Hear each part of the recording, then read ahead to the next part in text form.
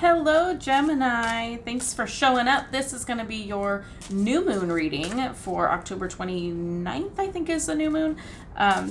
So yeah, I see 28th and 29th, depends on what side of the world you're on. But let's get into it. We're looking at your new moon.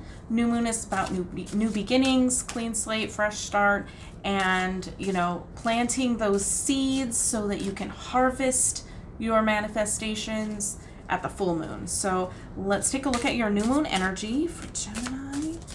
If you're new here, my name is Melissa, and I do tarot readings on the new moon and the full moon, as you can see. And every Monday I also post a video on a metaphysical topic, just something I want to educate about or discuss with you. Law of attraction stuff, astrology, crystals, smudging, that kind of stuff. There's a playlist for all of those videos. I linked it in the description box below if you want to take a look at all that stuff. All right. Gemini's new moon energy, please.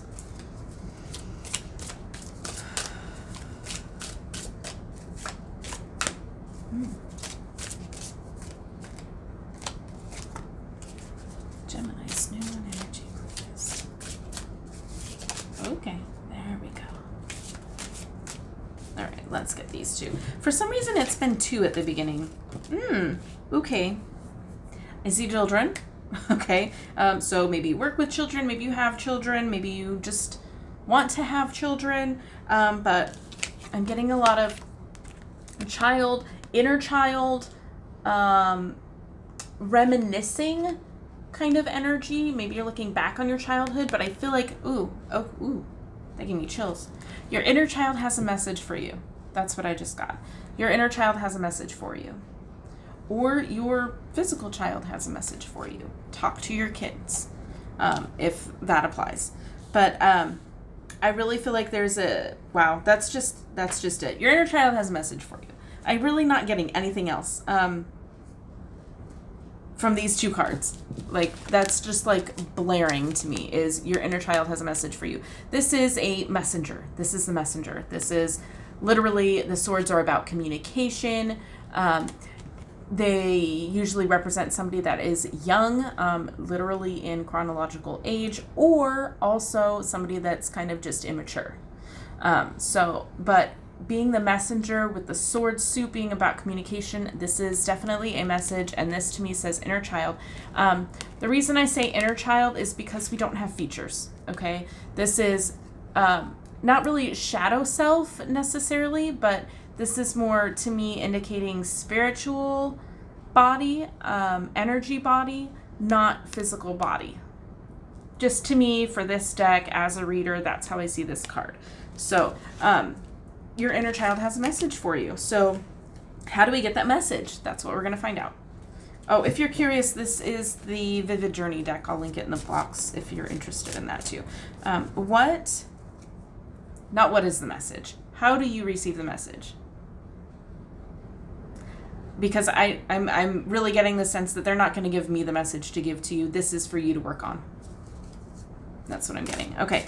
How do we get this message? How does Gemini get their inner child message? I'm feeling like okay. Let's pull one card. How does Gemini get their inner child message?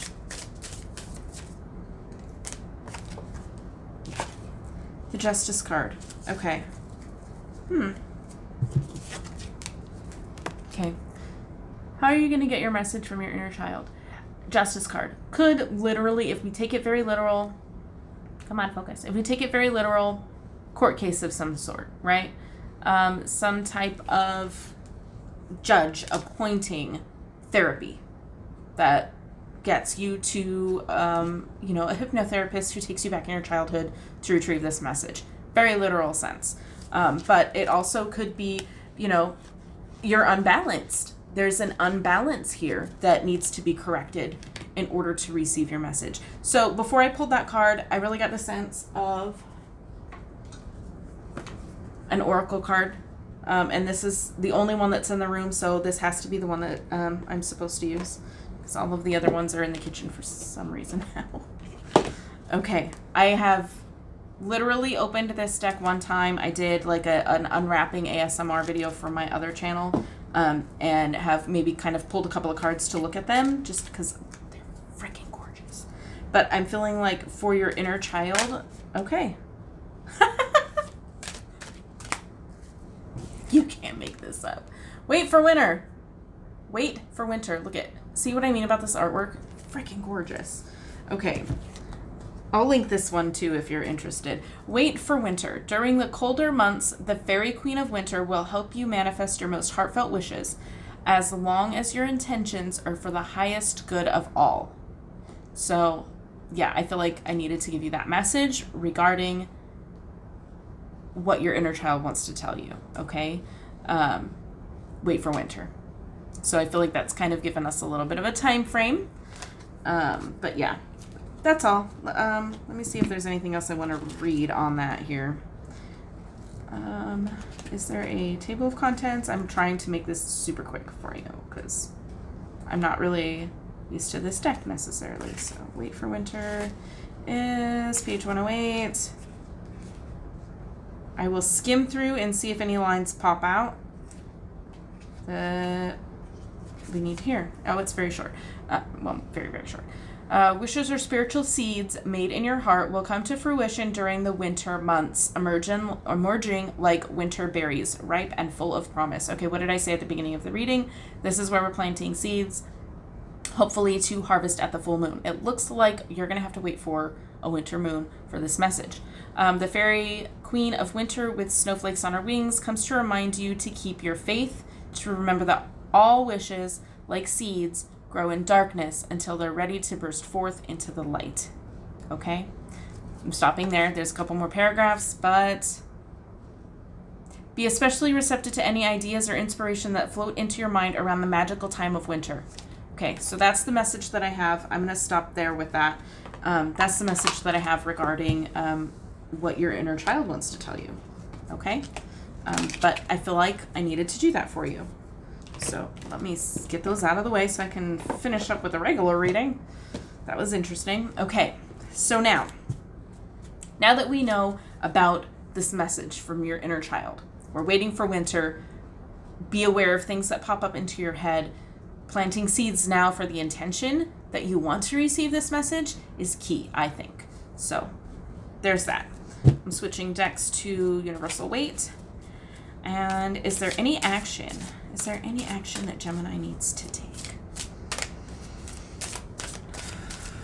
What actions will help Gemini? We have the Ten of Pentacles. That's good. Ten of Pentacles is having all your ducks in a row. Not exactly. It's these kind of don't look like they're in a row, do they? I don't know where that came from, but it might apply to somebody. Ten of Pentacles is about, having it all, but not having it all, but being fulfilled in your physical sense, in your physical senses, even your body, your surroundings, your home, your finances, your career, that kind of stuff. It's knowing it's all together. Okay. There's just, I don't know if it'll focus on all of that, but there's a lot of touching, okay? So we have, like, grandma here petting one dog. And we have the youngest. So we have the oldest petting this dog, the youngest petting this dog. There's touching here. He's holding his staff, I guess. He's holding his staff and touching the arch with it. She, I believe, is touching the child. It's just, it's a cycle, okay? And, like, I feel like it begins and ends with these dogs. If dogs have something to do with this for you. And Gemini, we have these two dogs, okay? So I feel like this is kind of representing you a little bit. Not that you're a dog, but it starts with the youngest petting this dog, touching the mom. There's the dad touching the arch. Grandma over here is touching the other dog. And it's just like this cycle, okay? It's a beginning and an end, which fully represents the new moon to me. The new moon is not only the beginning of a new cycle, but it's also marks the end of the previous cycle. So actions to take, I feel like touching, getting in touch with your physical, tangible senses. Get a massage. hug someone. I started this thing with my youngest son, who is very sensitive, and I feel like he has some gifts similar to what I have. I started this thing with him because he started not wanting to hug me. I mean, he's only 6. I don't think he's at that age where he doesn't want to hug his mom. I don't know. But he just he always wants to cuddle, and he didn't really feel like hugging. And he just kind of put his arm around me, like around my arm. And I was like, no, I want to hug. I want our hearts to touch. And so the next time he wanted to hug me, he gave me a big hug and he said, look, Mom, our hearts are touching. And I feel like that is important for you right now. There's something to do with touch, something to do with your physical senses that will help you. Whether, I don't know if you're going through something right now where you physically don't want to be touched, or if something has happened where that has kind of caused you to put up a wall that is not wanting physical touch right now. But I feel like that that may have something to do with your inner child issue. I'm getting a lot more information that I don't really want to put out there. Uncensored, Melissa, uncensored. I feel like if there was, I'm trying to take this very obvious thing that's on one side of my brain and filter it through just a little bit. If there was some kind of childhood issue that has caused not really fear,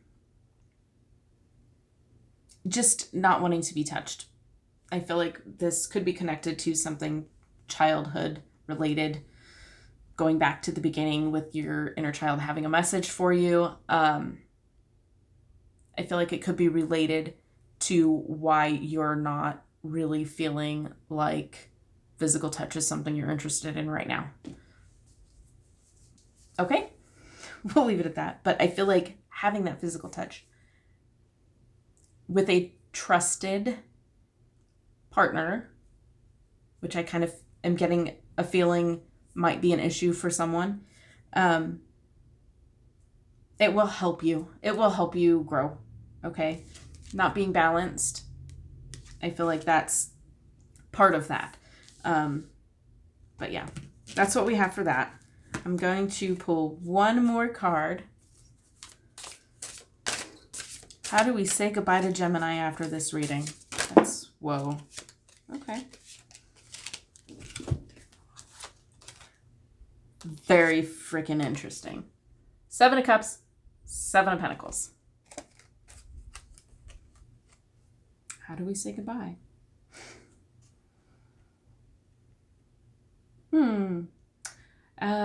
Yeah, 7s.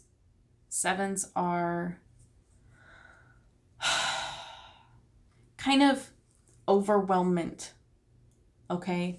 I feel like you're a little bit overwhelmed by something that's going on right now. This is with the Cups, it's kind of not being able to choose how many, there's too many options. You don't know what you're going to get when you finally make a decision.